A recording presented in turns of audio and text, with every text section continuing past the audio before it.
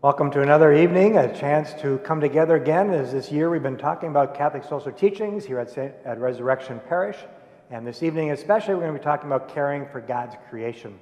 It's an issue that we've been seeing in the news. Pope Francis has been coming out with encyclicals and many messages saying if we don't take care of the world in which we live, the air in which we breathe, the water that we drink, how are we going to spread the message? How are we going to live well here upon this earth if we have really no earth or resources to live with? So it's truly an important issue that we've been hearing a lot about, and we really want to focus on that this evening. We have an expert in with us to talk about especially the sense of water and the ways in which we just heard from central Wisconsin where an entire area, the wells are contaminated, what to do, where to go with that. I mean, it's real, and it's something that we need to pay attention to around our Great Lakes and in the Wisconsin area. So we just want to take a moment and welcome all of you again as you're here, especially this evening, live with us. There's the chat button is there if you want to send in a message, any kind of question or comment, please feel free to do so. We also have a few people here in church that are going to have great questions and comments later also. So listen carefully, and we'll be calling on you one by one as you have your wisdom ready for us. Let's just take a moment in prayer, and have a prayer that speaks of water and a way in which, as people of God, we know that we are given an opportunity to purify not only our souls, but our water, to keep our hearts and souls of the earth in continual combination. So let's take a moment in prayer as we welcome this prayer of water into our hearts and souls. And so we give thanks to all the waters of the world. We are grateful that the waters are still here and doing their duty of sustaining life on Mother Earth. Water is life, quenching our thirst and providing us with strength, making the plants grow and sustaining us all. Let us gather our minds together, and with one mind we send greetings and thanks to the waters of the earth, the waters in which we live. As is our tradition over this year, we've been seeing a short video. We'd like to share that video with you at this time, as Sheila will be introducing at this time.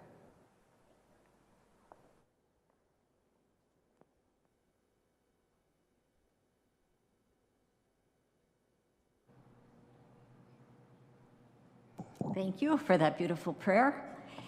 So this evening, as we have done each time we've had our town hall meetings, we wanted to make a particular effort to make it real with stories of real people that are affected by the Catholic social teaching that we are addressing each time. So this time, because we are talking about care for creation, we are going to let Mother Earth speak. And we are doing that with the video. It's called Rivers of the Great Lakes Essay, and it was put together by our speaker, Dan Robinson. And so with that, we listen to Mother Earth.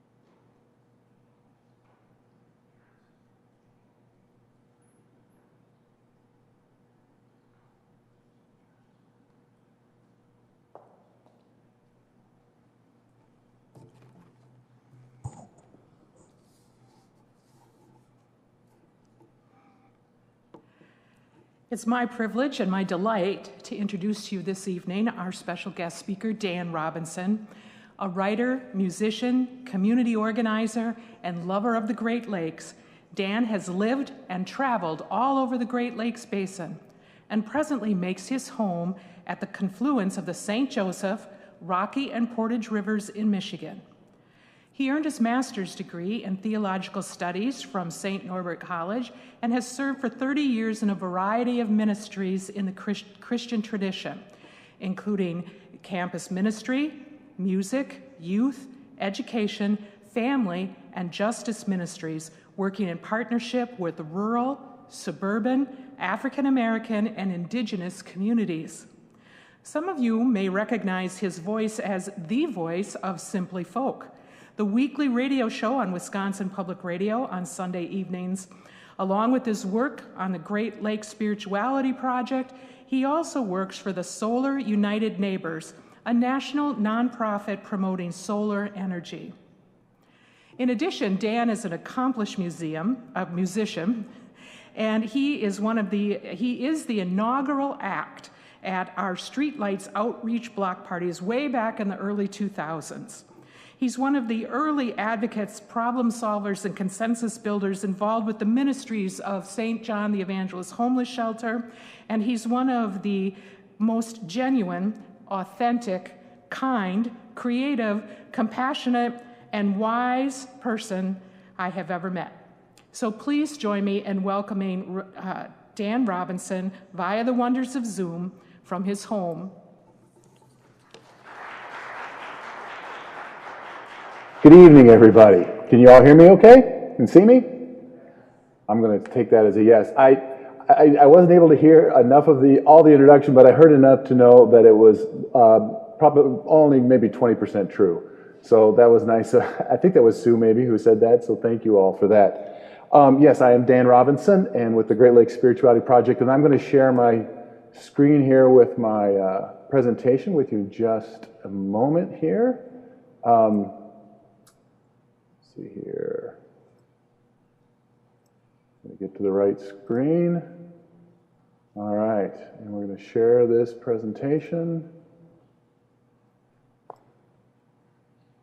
And Catherine, I'm going to assume that you can see that presentation all right. You'll come back on and tell me if that's not the case. Well, I'm very happy to be with all of you this evening, and thanks again for having me here. The title of this presentation I'm taking from the title of Pope Francis's Encyclical, Praise be to you, or Laudato Si, on care for our common home and the Great Lakes watershed, where we, most of us tonight probably find ourselves. So, caring for our common home and our common watershed. I started the Great Lakes Spirituality Project about 2 years ago because I love the Great Lakes and the whole region of the basin, or that part of the land that drains into the Great Lakes. I was privileged to live in Northeast Wisconsin for 19 years and to get to enjoy them, and I wanted to do something to help protect them. So I started this project, which seeks to add another spiritual voice to protecting the Great Lakes. It mainly consists of a blog with interviews with people who are working to care for the Great Lakes Basin, or they're part of it, and along with my own reflections and essays. So what I'm going to do during this presentation is do a brief overview of Pope Francis's Encyclical, and then draw some connections to the spirituality of the Great Lakes as one example of how Laudato Si can be applied to a particular place. And then talk briefly about what we each can do to care for our common home. Could be any in-depth on any one thing. There's just more to be said here than you can cover in a short amount of time. So if you have any questions or want to go deeper into this, please bring it up during the panel time. And also just a quick note that the photos tonight are all ones that I've taken. And so you might recognize some of these places because some of them are coming from Northeast Wisconsin. So this is one of my favorite spots in the Great Lakes, Cave Point in Door County on Lake Michigan. And I want to start here with the idea that each of us has maybe a special spot in the outdoors, whether it's in the Great Lakes or not. My wife's happens to be in the Badlands in South Dakota. And that place feeds our spirit. And Pope Francis talks about this in Laudato Si, and he writes, "The history of our friendship with God is always linked to particular places which take on an intensely personal meaning. We all remember places, and revisiting those memories and revisiting those memories does us much good. For anyone who has grown up in the hills or used to sit by the spring to drink or played outdoors in the neighborhood square, going back to these places is a chance to recover something of your true self. So I'm a grandfather now, and one of the reasons I care about the future is love for my grandson. He's a personal connection I have to that future. The same is true of the ecosystems that we are part of. When there is a particular or special place that we feel a connection to, it makes us want to love that place, to care for that place, and in turn care for all the earth in a small or a big way. And so that's why I think Pope Francis wrote about this in Laudato Si, and that's where I'd like to start. So the idea is, what is your special place? Could be a farm in your family, could be a park near you, or even your backyard, somewhere you vacation, maybe somewhere on the Great Lakes. Let's just take a moment, just 10 seconds, and think about where that special place is for you.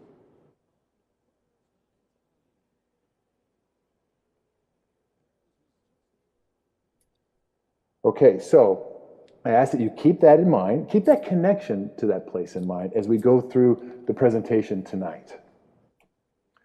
So Laudato Si is about humanity's relationship with creation. Pope Francis doesn't focus particularly on creation independent of itself, but rather our relationship with creation. And so I thought, because that's the stance he takes, I thought it might be good for us to take a moment and think about how we, each of us individually, understand that relationship with creation that humanity has. And this book, A Spiritual Field Guide, Meditations for the Outdoors by Bernard Brady and Mark Newsel, has been a particular help for me with this because it has a nice sort of four-piece layout of the different ways that we can think about humans relating to creation. So the first of those ways is that creation is for humans. Creation serves a utility value for humans. It's good because it serves us, and we can kind of use it and manipulate it as we see fit for our own good. The second view is humans are the stewards of creation. We are God's representative on earth. So there's appropriate, inappropriate ways of using creation, and we should not exhaust or despoil it. The third view sees humans as equal to the rest of creation, that humans hold a moral equivalence, if you will, with creation. We are but one species among many. Thus, to speak of managing nature is to put us in an unwarranted position of trying to control things. And then the fourth view is humans are responsible for creation, interdependent. This kind of mediates between the second and the third view. And the humans have a unique position of power with nature and must use it responsibly while at the same time recognizing that we are connected to the patterns and the processes of nature. And not surprisingly, this is kind of where Pope Francis in Laudato Si falls into this. And, take a moment and think about, how have I typically thought about this? How have I thought about our place within creation? So towards the beginning of his encyclical, Pope Francis lays out a rather grim picture of the state of creation. Pollution, climate change, loss of biodiversity, decline in the quality of human life, global inequality, and degradation and growing scarcity of drinking water. And I want to focus on just one example from that list, that reality of the degradation and growing scarcity of drinking water. And Francis writes, access to safe drinkable water is a basic and universal human right, since it is essential to human survival and, as such, is a condition for the exercise of other human rights. So it's kind of basic. The right to water is kind of basic to being human. And many analysts think that the wars of the future are not going to be about oil, they're not going to be about land, but they're going to be about water because of that growing scarcity and the degradation of it. Now, what's key for Francis throughout this encyclical, and if you remember nothing else about, and maybe you've read it already, which would be great because it's a kind of a nice read, but if you haven't read it, the thing to remember above everything else that's key for Francis is how we treat each other, particularly the most vulnerable among us, those most at risk of experiencing injustice, also reflects how we treat creation. He writes, the human environment and the natural environment deteriorate together. We cannot adequately combat environmental degradation unless we attend to causes related to human and social degradation. In fact, the deterioration of the environment and of society affects the most vulnerable people of the planet. From there, he talks about Catholic social tradition and scripture. And I picked this picture because I think of Catholic social tradition as kind of a garden of voices and perspectives. You know, the church comes out of that a very rich social tradition of caring for creation, and Francis puts caring for creation at the center of that tradition, citing saints like St. Francis of Assisi and St. John Paul II, church teaching and scripture to show that. And a few principles to kind of tease out of what he says there is first this idea that creation is a gift of God's love. He quotes the book of Wisdom, chapter 11, saying, "For you, God, love all things that exist and detest none of the things that you have made, for you would not have made anything if you hated it." The second theme to kind of tease out from that tradition is a sense of interdependence. And in fact, the Catechism of the Catholic Church states, God wills the interdependence of creatures. Creatures exist only in dependence on each other to complete each other in service of each other.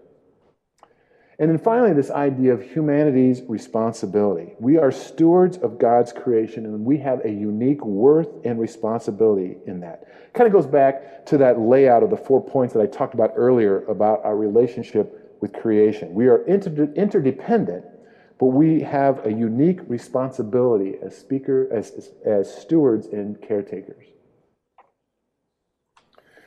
So the Pope goes on to say that given our unique role and responsibility, humanity, is the issue or the problem.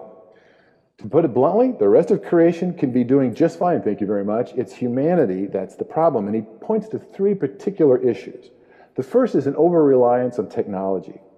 Creation is seen as something we can manipulate towards our own end. To go back to that, again, that layout of those 4 points, that first view that creation exists for us. Well, we can manipulate it through technology to our own ends. It's not seen as a gift of love that God has given us. And Francis writes, our immense technological development has not been accompanied by a development in human responsibility, values, and conscience. The second problem is anthropocentrism. This is the idea that we focus on humanity and the needs of humanity to the detriment of the rest of creation. That we kind of put ourselves on a pillar and everything has to serve us, versus a view of interdependence. And then finally, he talks about what I call the problem of more, consumerism and the priority of profit. We've accepted the lie, he writes, of unlimited growth, that there is an infinite supply of Earth's goods, and this leads to the planet being squeezed dry beyond its limits.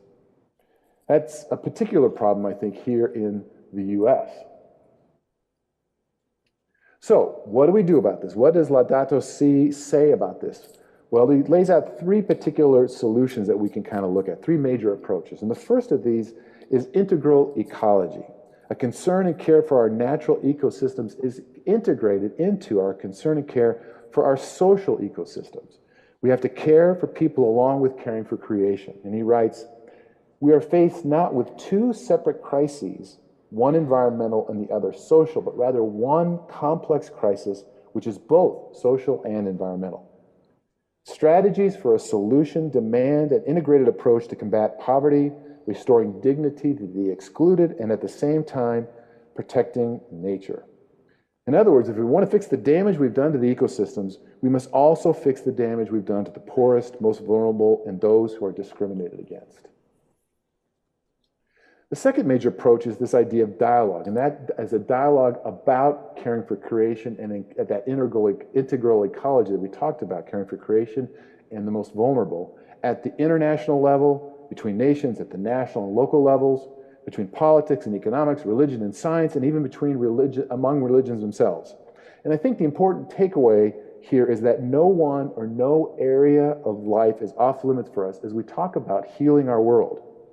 And while not everyone we dialogue with is going to have the common good in mind, more people than we might imagine will have that common good in mind. We can't be putting barriers up between people who are different than us. We are all in this together, and we all have something positive to add to the conversation if we want to. And then finally, an ecological education and conversion. Environmental education and spirituality go hand in hand because both today address so much more than just facts and figures. They encompass a worldview. Francis writes that environmental education has broadened its goals. Quote, whereas in the beginning it was mainly centered on scientific information, consciousness raising, and the prevention of environmental risks, it tends now to include a critique of the myths of modernity. Individualism, unlimited progress, competition, consumerism, and the unregulated market. And if you look at that list again, individualism, competition, consumerism, and the unregulated market, those are particular problems here, again, in the US that we need to address.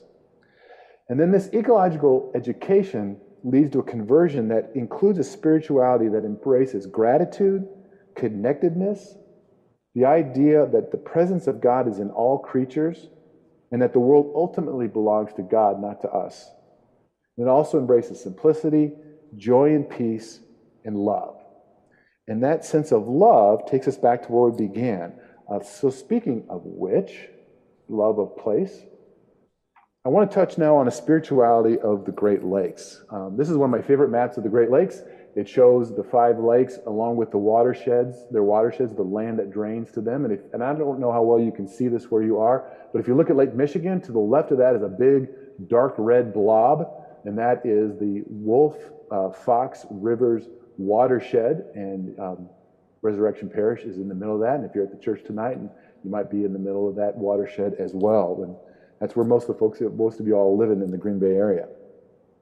So this project, the Great Lakes Spirituality Project, is based on this idea that the place where we find ourselves and that place that we love can teach us about God, each other, and caring for creation. So this is where we started when we looked at Pope Francis's Encyclical. So we'll start here as well, the idea of a sacred place. Now the quotes that you're going to hear in this second half of the presentation are from various people that I've interviewed for the Great Lakes Spirituality Project, and you can find the articles that these interviews are based on at the website. So let's talk a little bit about this sense of a sacred place. You know, indigenous people have a different understanding of place and their connection to it than those of us from European descent. We're going to hear now from Dr. Patty Lowe, who's a member of the Bad River Band of Lake Superior, Ojibwe, a professor in the Medill School of Journalism at Northwestern University and director of Northwestern Center for Native American and Indigenous Research. And she used to work as a broadcast journalist for PBS Wisconsin. Most of the major religions, and I'm talking about Christianity, Judaism, Islam, really are more liturgical. There are events, and the calendar is really organized around the birth of Jesus, or the Ascension, or the Assumption, or Christmas. So no matter where you are in the world, you can pick up your holy objects. You know, you can put a prayer rug over your shoulder, you can put a rosary in your pocket, you can wear a Star of David around your neck, and you can travel the planet, and you can connect with your religion, say your prayers, or whatever your spiritual routine is. Native religions are very different. They're nature-based. And so, you know, when we talk about the lake as being a spiritual being, or rocks as being spiritual being, you know, native communities have at their center this sacred place. And community that I've visited, really the traditional people have this, you know, whether it's Oneida and their standing stone back in New York, the present day New York, or the Ho-Chunk with their place of origin, Mokashut, Red Banks near Green Bay, or the Menominee, you know, with their origin stories of the Menominee River. There are these places that are sacred, and everything worth remembering emanates from that place. And so when people practice their spirituality, it's connected to that place. They're not praying for good fortune or good health or you know, redemption.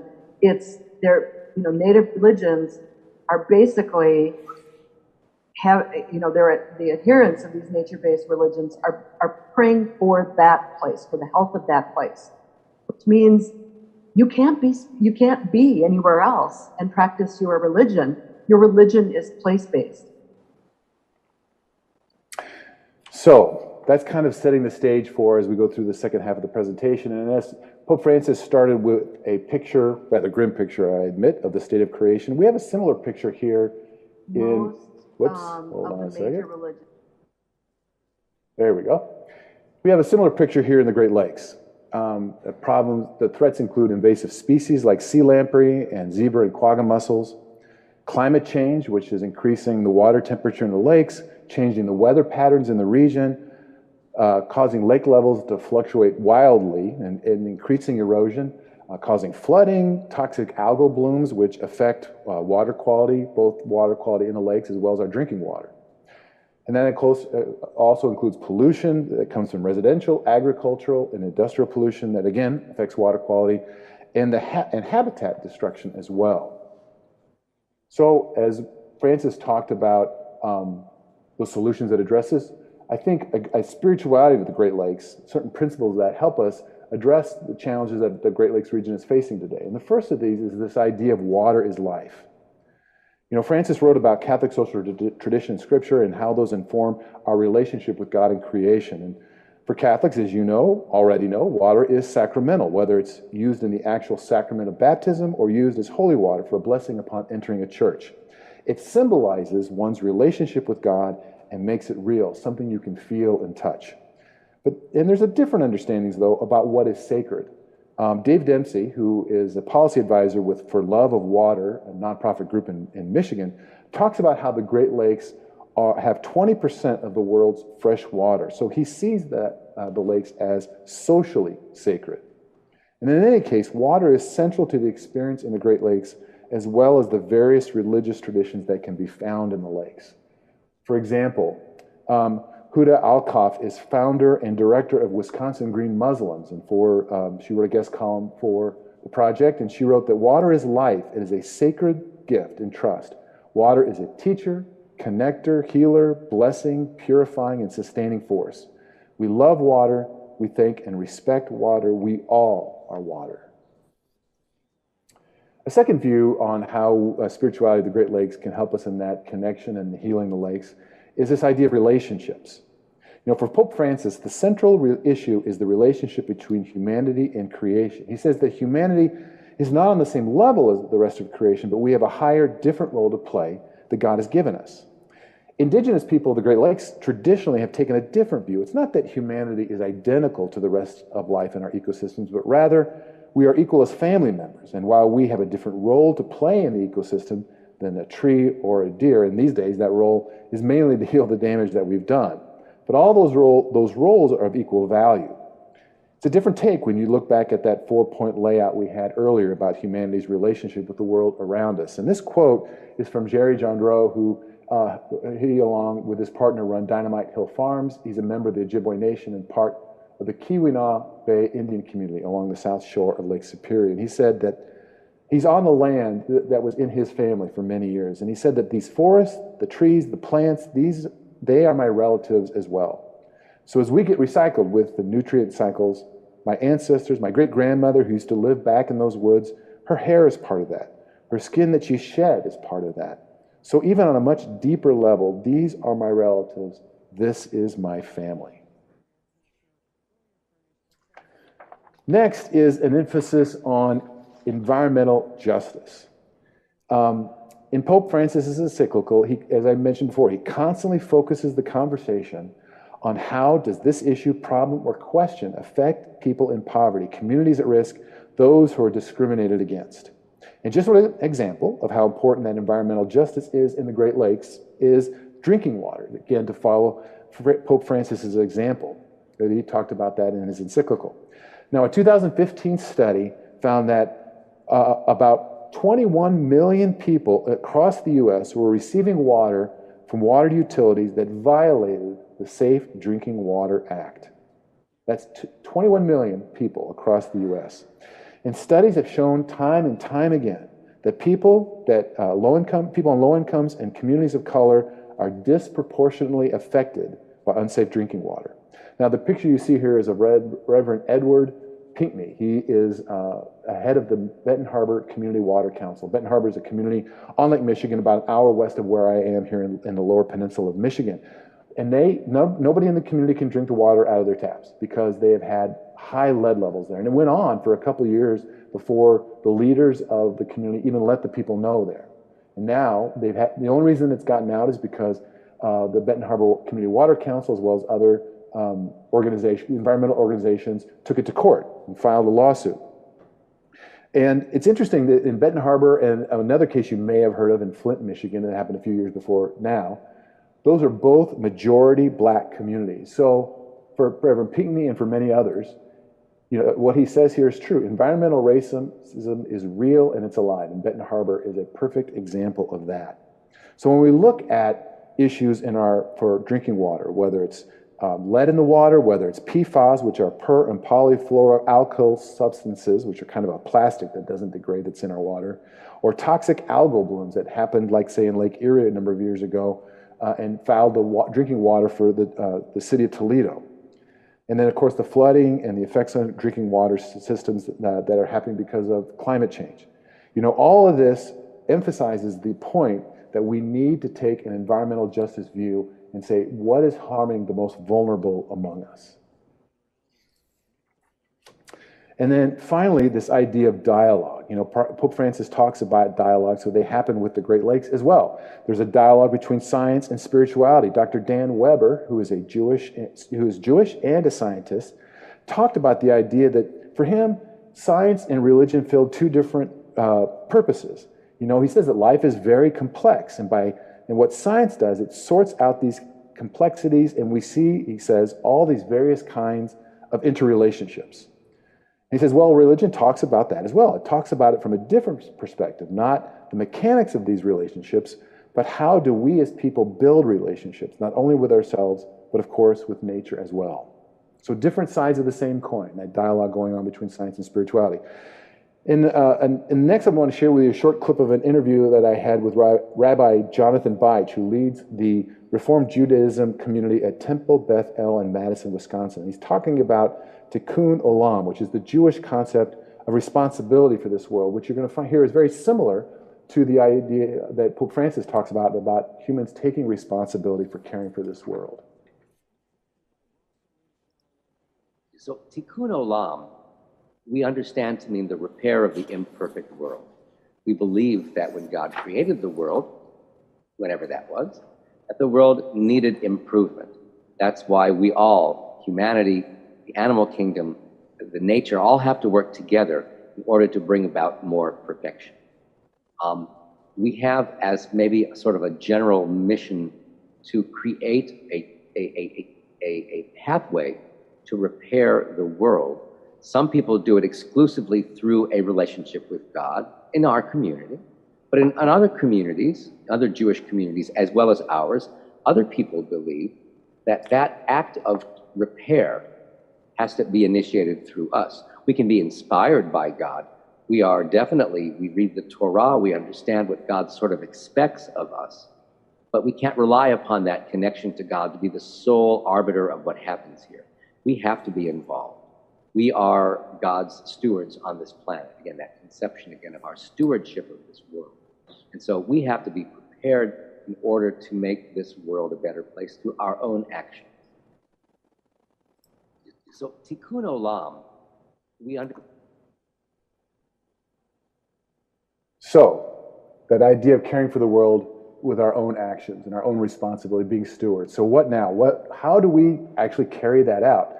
Now, there's not enough time to go into any great depth on any one thing. I just want to leave you with a few thoughts about how you might think about going about doing that. There's tons of resources online. I'm sure there are resources there at the church, but a few things to think about.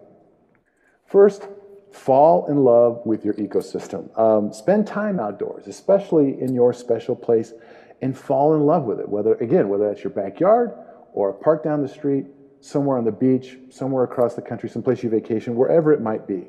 And learn what is threatening that part of the world, even if it's your backyard and the plants there. Learn if it's another place other than your home. Learn about who's taking care of that place and how can you get involved. What is happening? Second thing, learn about your own home, where your water and electricity come from, where your trash and wastewater go. These things just don't disappear when they go down our drain or the truck comes by and picks them up on a Tuesday or Wednesday morning. They go somewhere. Well, where do they go? And what happens to them when they get there?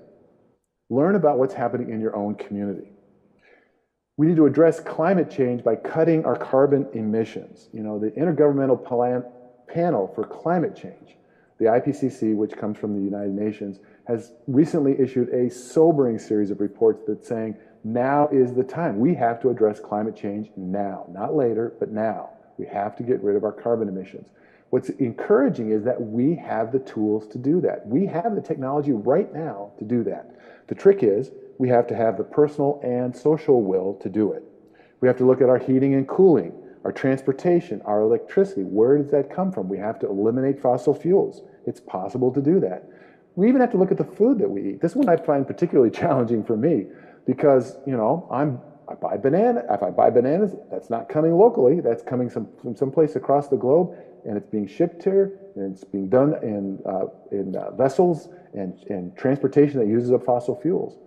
Can I shop more locally? Can I eat less meat? Because the carbon footprint of meat, particularly beef, is extremely high. It's taken me a while to make some changes. I'm still working on it, but it's a challenge, but it's an important one. Next, we need to see and act through an environmental justice lens. I can't emphasize this enough. We need to think about the impact our current state of the world has on people in poverty, on people in frontline communities, those that are living closest to the sources of our power, particularly electricity generating plants that use fossil fuels. For example, just today actually, I ran across an interactive map just released that shows the percentage of low-income people and people of color living in the areas surrounding a peaker plant. Now, a peaker plant is an electricity plant that only comes on periodically when the demand for electricity is really high. And they tend to have emissions that are higher than other types of plants. And the Napoleon plant in Green Bay is one example. It puts out about 50 tons of noxious and unhealthy air pollution every year. And almost half the people living near that plant and breathing the air and emissions from around that plant are low-income households. And about 1/3 are households of color.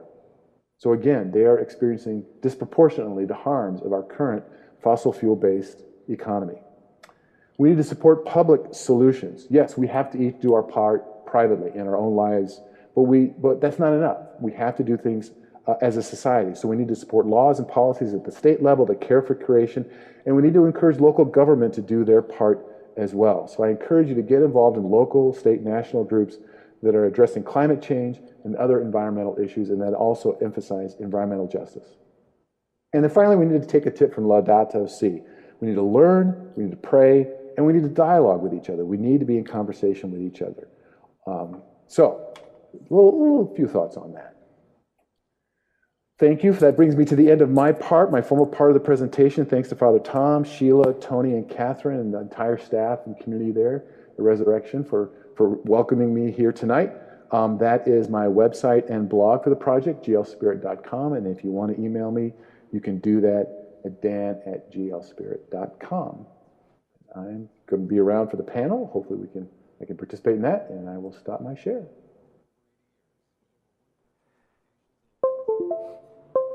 Wonderful. Dan, can you hear me yet? You can't hear me, Dan?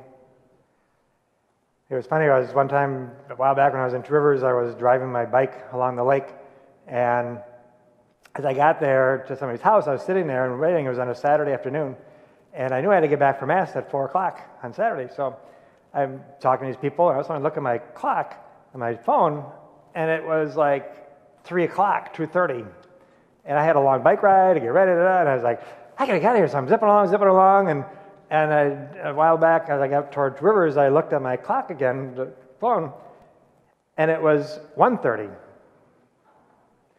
I had Michigan time. It went all the way across the lake and picked up there. I've also picked up Michigan radio stations, but Dan can't pick up me across Lake Michigan right now. So, Katie, you're going to translate? I can hear you now. Oh, you can hear me now? Yeah. All right, perfect. Okay, wonderful. Just across the lake. Thanks, Dan. You're not on. Can you hear me? Come on. You're on. I can't hear you. I'll take it out of your mask. Now can you hear me? Take- Okay, Take the mic out of your mask like this. take it out of my mask. Yeah. In hiding my voice. Hi, Dan. Hello? We've emailed for the last 8 months, so it's been nice to have you back in town, and a lot of your Well- fans, you have fans here tonight. Well, As it's well. wonderful to be there virtually. I wish I was there physically. Right. Good. Well, thank you for that was such a thorough. I kept taking notes and thinking, how can I process all of this in one fell swoop here? But one of the things that keeps crossing my mind is with all of this is what's the role of the church? You know, this is our spirituality. How are we supporters, encouragers, leaders? What's the how do we move this along? Can I add on to that? Because that's kind of the thought I had Sure. also. You're allowed. Similarly, what are the religious views that have enabled us to destroy creation, not care about creation, set ourselves apart from creation rather than it being in the connectedness and the interdependence of what Pope Francis is talking about, and obviously, well, even scripturally, it's a challenge at times to say, you know, we can lord it over creation. We will name the animals. We will do this as if we can now do whatever we want with it.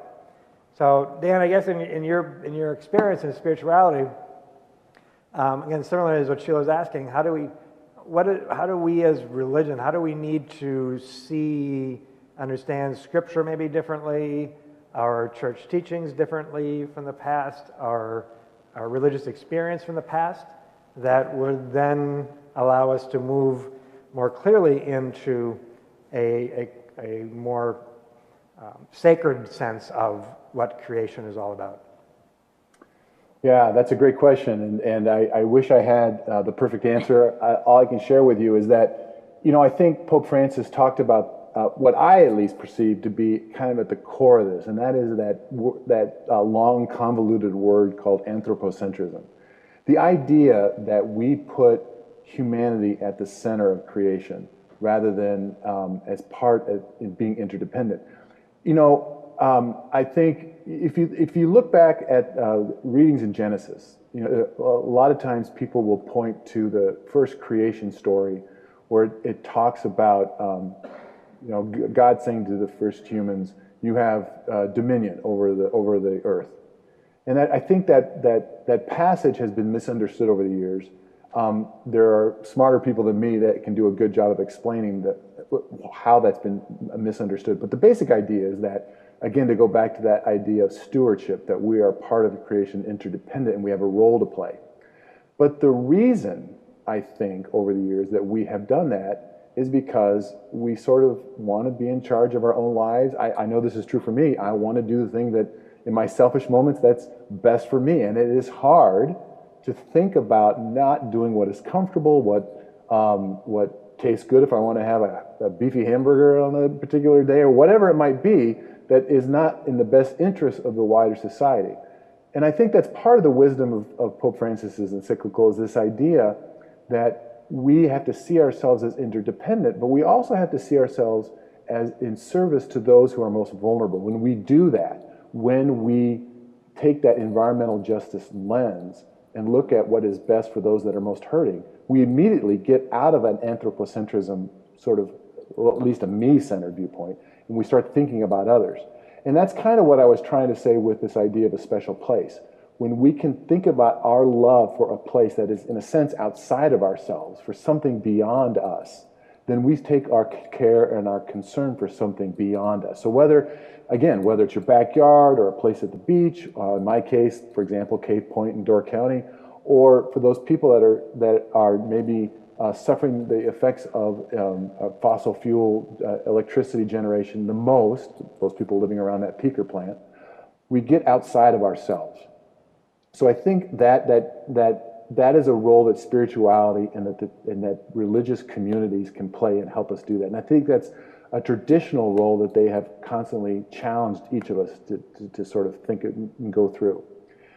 Beyond that, there are two things that come to mind that I think in a more formal sense that church or religious communities can do. The first one is this idea of a prophetic voice, the idea that the church needs to play a role in a communal role, not just sort of me and God kind of thing, but as a place in society of saying, and again, Pope Francis does this in his Encyclical, of saying we need to look at these issues irregardless of whether they benefit us, we think, in the immediate term, because in the end, they benefit all of us.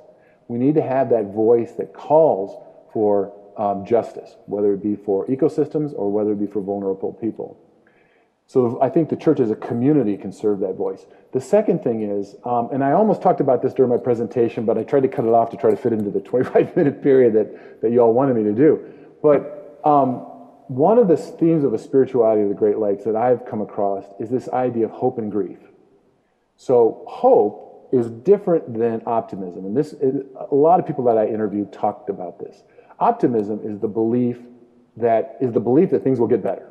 I'm optimistic things will get better. Whereas hope is the belief that things can get better if we make the effort to make them better. And that's a very important distinction. So lots of people had hope. Not as many people had optimism, but lots of people had hope. And I think the church can be a vessel of hope and to keep that hope alive. But the flip side of this, and this to me is even more important for church communities, is to be a way that people to express grief. I don't know that we as a society are very good at grieving. I think the pandemic has sort of pointed this out, that we may grieve the people that are individually in our lives, but the loss of 1 million people in the U.S. alone from a pandemic, I don't know that we've necessarily grieved that reality as a society. And the same is true for the damage that has been done to the environment. And I don't know that we can actually come to terms with that until we are allowed to grieve, to actually encounter the reality of the damage that's being done, and to sort of ritualize that and acknowledge it, to feel it, to take it in, and then allow that grief to fuel our efforts to express hope and live out of hope. I think that is a uniquely spiritual thing within the Christian tradition. We look at the Paschal mystery of the life, death, and resurrection of Jesus. You see that same dynamic of grief and hope, and I think the church can play a unique role in that. I would love to see religious communities do that. You know, Dan, it's interesting you bring that point up about grief in particular, because this morning we had a program called Conspiracy. Maybe you're familiar with it's a conspiracy conference that Richard Rohr has at his center in New Mexico. And the speaker who opened up the prayer was Patricia McCabe, who is a Lakota. And she was visibly emotional, as we didn't know the words she was praying, but you knew it was something of deep, deep power. And we were all present, and of course this was a video we were watching, but she then talked about how this was mourning the children that we've learned have been buried in mass graves from boarding schools. And that she said, this is something that they all knew. Their parents, grandparents, they've all known this and have witnessed it, but no, that's part of their story. But now we are co-witnesses to that story because it's been revealed. And we all need to grieve what's happened. And it was sort of for me, listening to that, thinking of all of the different things, not only, I mean, that's an awful thing, but I think of the people who moved off their lands.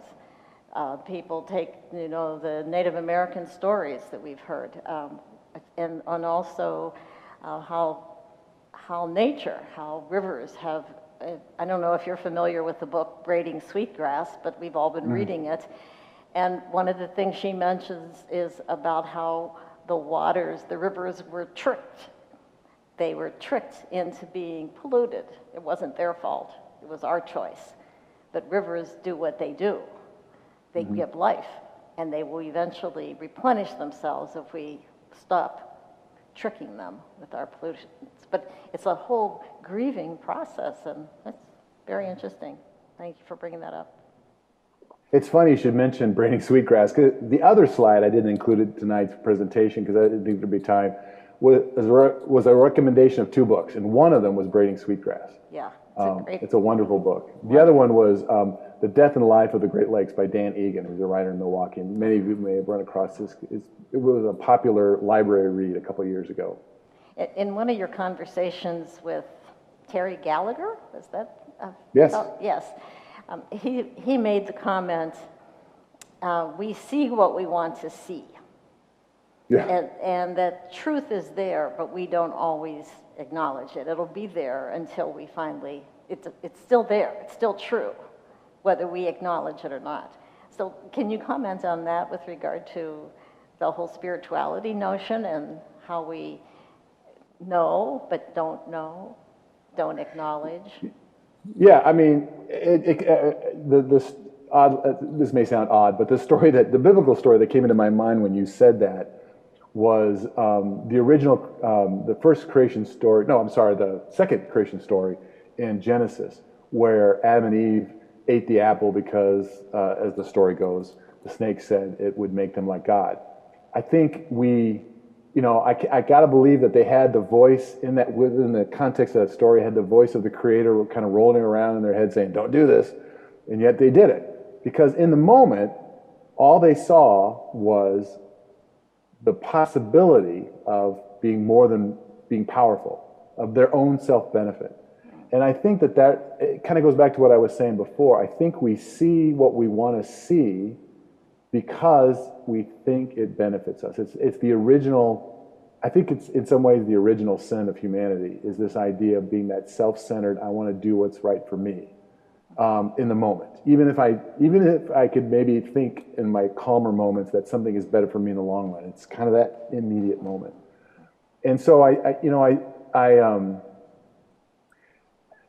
one of the introduction mentioned that I work for Solar United Neighbors, and so what that is, it's a nonprofit. We promote rooftop solar around the country, trying to help transition away from fossil fuels. So I read a lot about solar issues, and I talk about them, and I hear a lot of times of people that are unhappy when a big utility sort of solar field comes in near their home.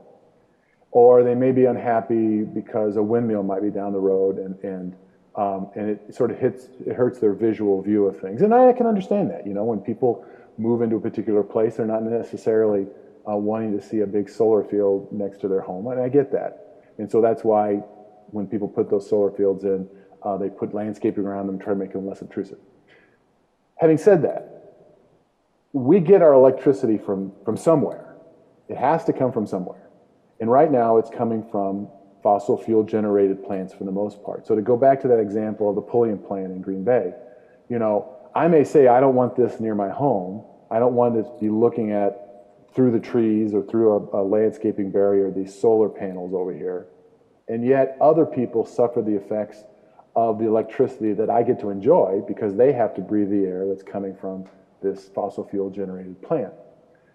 So we see what we want to see, I think, and I'm as guilty of this as anybody else. We see what we want to see because it benefits us in the short run. And I think that spirituality at its healthiest, calls us to look beyond ourselves, calls us to think about the good that is for the people across the table from me, across the community from me, across the world from me. And your grandkid and our grandchildren and those who come after us. Yeah. I get little pictures of my little grandson Henry every day sent to me from my daughter and son-in-law. And I look at those and I think, what a great little kid. I don't know what the world's going to be like when you're my age, but boy, let's see if we can do something about that. Any thoughts out here? I have a comment from Tony, and I have a quick comment myself. Otherwise, we're getting close to it. The end here. As we're talking about the religious sense of life and creation, and as you mentioned from the Genesis, that God created, and then we didn't quite live up to that, and But then came along Jesus, and he redeemed us, saved us.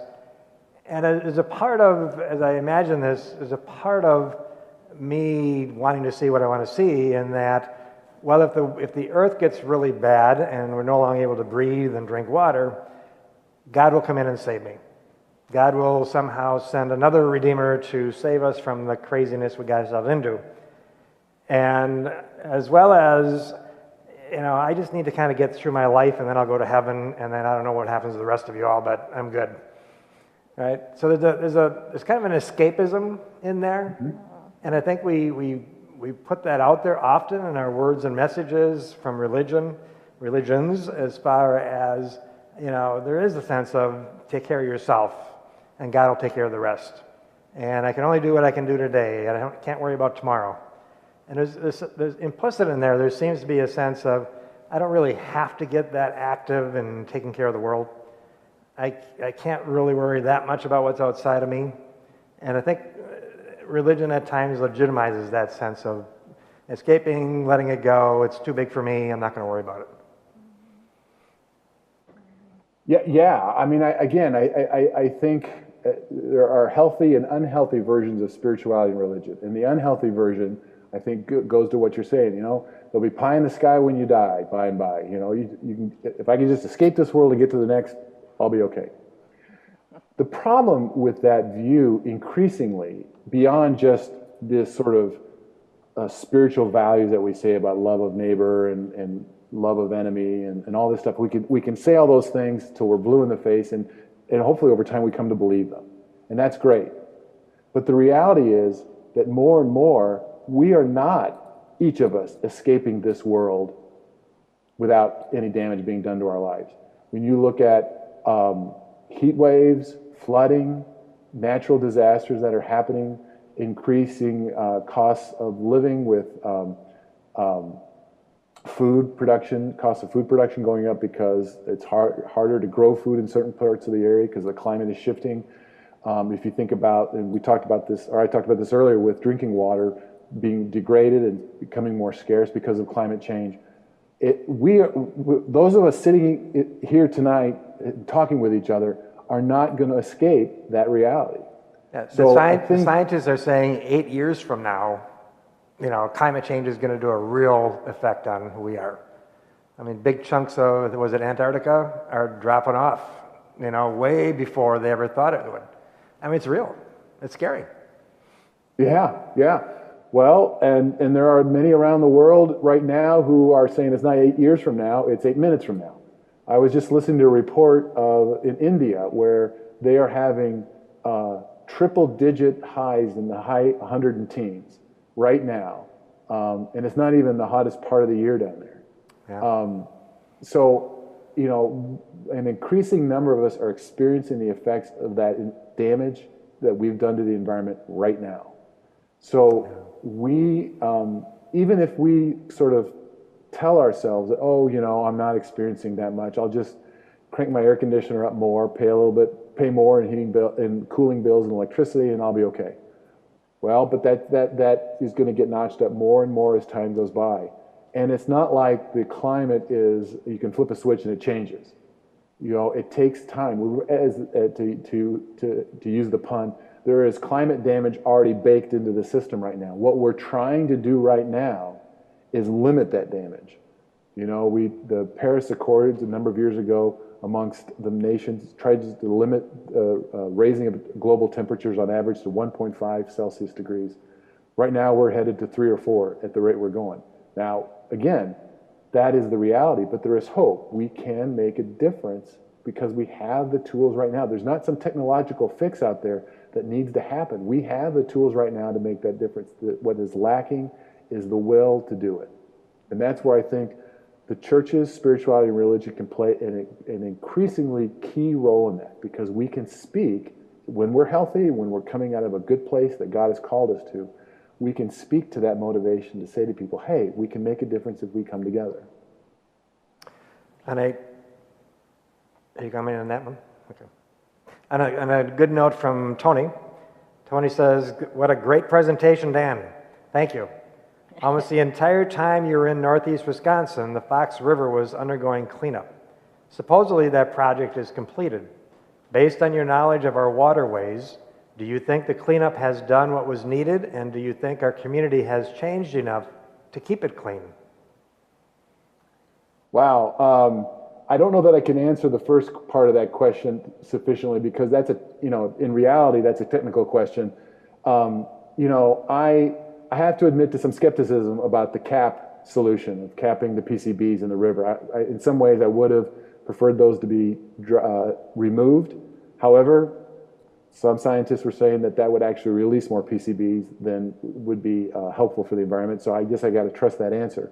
I'm happy to know that it's been completed. I think that was done even before I moved away last summer. So that's great. I think time will tell. With a lot of these environmental remediation efforts, time will tell if it actually did the job. The trick with that is we need to keep monitoring. We need to keep paying attention. We can't just take the word of the company that did it, or the company that paid for it, or the government that sponsored it in that moment to say, oh, it's done. We need to keep monitoring. We need to keep paying attention. Now, the second question of that is whether the community has changed enough to keep that from happening and to keep that damage from being done again. I think based on my time there in northwest Wisconsin, I think the community is changing in that direction. I don't know that I could say that the community there or the community where I am now or the community I grew up in Indiana, if any of those places have changed enough to say, oh, we're on the road.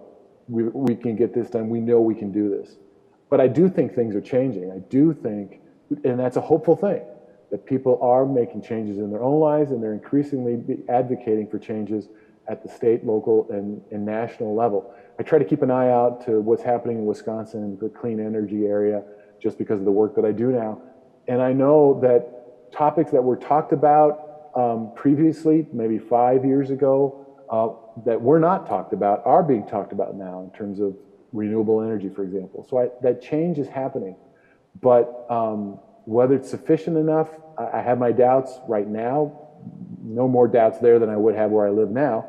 But the idea that it is changing, that is a hopeful sign. Right. But we're trying to, in a sense, at Resurrection, we just got a quote to put some solar panels on the roof of our school building, especially. So, little steps, right. But, right, we're trying. Yeah, no, it's important. It's important. One of the, part of my job is to help people put solar panels on their roofs of their houses and businesses. And the number one reason that I hear anyway, that people consider doing it, I don't mean like think about, oh, someday I want to do it, but actually decide to do it, is they see their neighbor do it. So if the church gets solar panels on the roof there, then that's probably going to encourage others who drive by or in the neighborhood to do it as well. Right. Yeah, I was thinking of how when we talk about environmental sustainability and care for the earth, it can be so overwhelming. I can't know everything about all of this, and so then I say I can't do anything. I'm just gonna crawl in my hole and not worry about it. But I think you're encouraging us to do what we can do at the level of what we can. So as individuals, to make some small steps or even big steps in educating ourselves, connecting with other people to understand what we can do in our community, and for advocacy and legislation, getting involved that way. There's so many levels and so many ways. Do you have any practical ways for people to make those steps toward change? Well, first off, I just want to acknowledge and agree with you that it can be overwhelming. It's a problem as big as the planet we live on, and that can be overwhelming. And out of some sort of sense of self-preservation in the short run, again, we may want to sort of crawl in a hole and just try to ignore the whole thing because we don't think we can do anything about it. I totally get that perspective, and I feel that way many times myself. That's the role that I think, again, that faith communities can play in supporting each other and acknowledging that it can feel overwhelming, but say, hey, here's a small thing that you can do. And it's even better when we do it together. And so I think that sense of togetherness really helps us overcome that feeling of being overwhelmed. The other piece to that, though, I think, and this is one of the challenging ways of looking at this, and I think this saying comes out of the Catholic worker tradition, the idea that religion at its healthiest comforts the afflicted and afflicts the comfortable.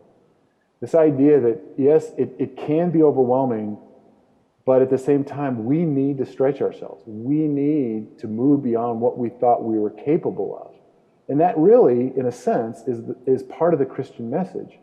We're in the Easter season right now. We're hearing stories of the apostles and the Acts of the Apostles doing all these miraculous things that just a couple short days, months, years before that, they couldn't have imagined themselves doing. They were capable of more than they thought possible. And I think that's true for all of us. We are capable of more than we thought possible. And sometimes that takes a little uncomfortableness to be stretched to do that.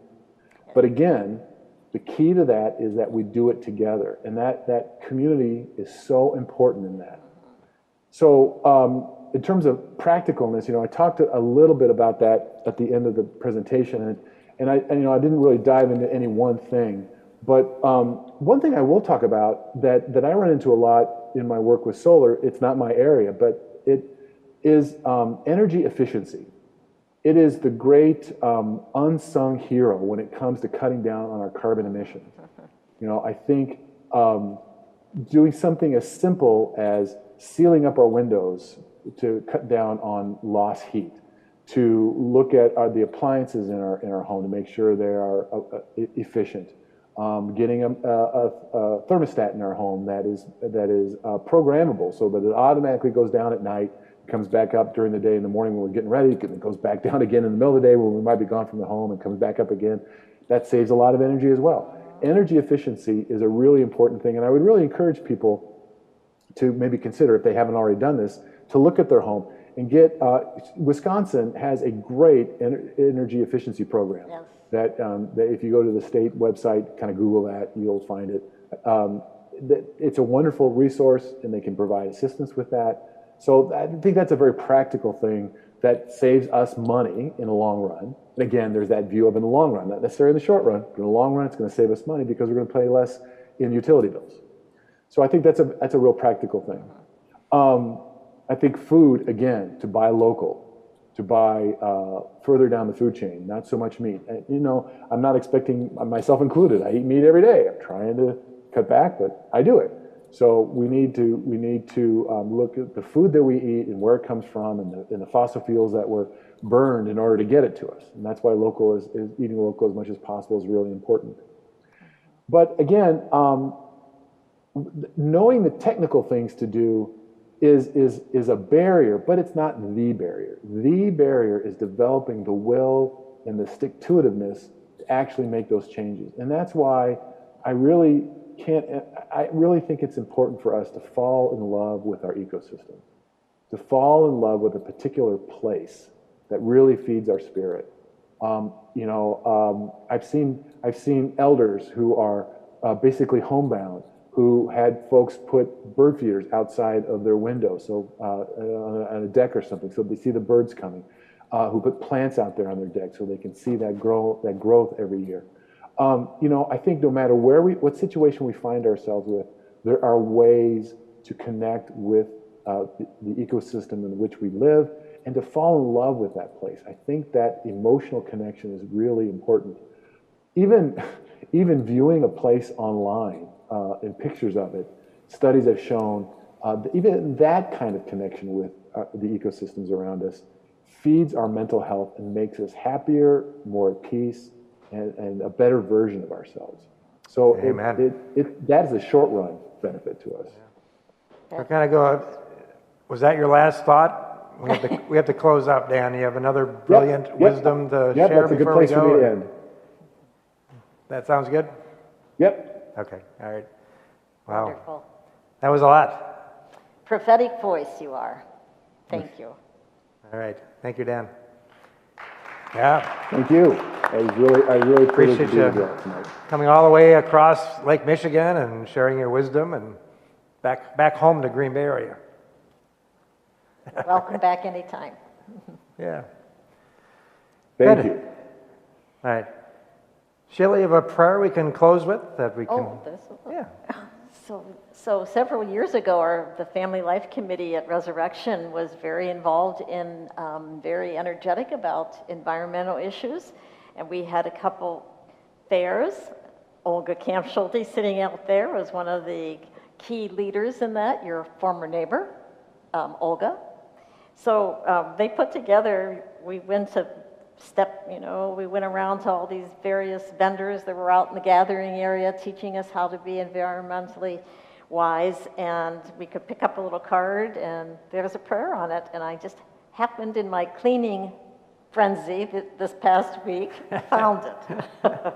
So here's the prayer, a prayer for environmental common good by Jane Darren. As we breathe the very air which sustains us, we remember your love, God, which gives us life. Fill us with your compassion for creation. Empty us of apathy, selfishness, and fear, of all pessimism and hesitation. Breathe into us solidarity with all who suffer now and the future generations who will suffer because of our environmental irresponsibility. Move us into action to save our earth and to build your sustainable kingdom. Amen. Amen. Again, thank you, Dan. Thank you all for coming in, and we appreciate another time here at the Town Hall meetings at Resurrection Parish. Good night. Take care. Good night. And thank you, Sheila.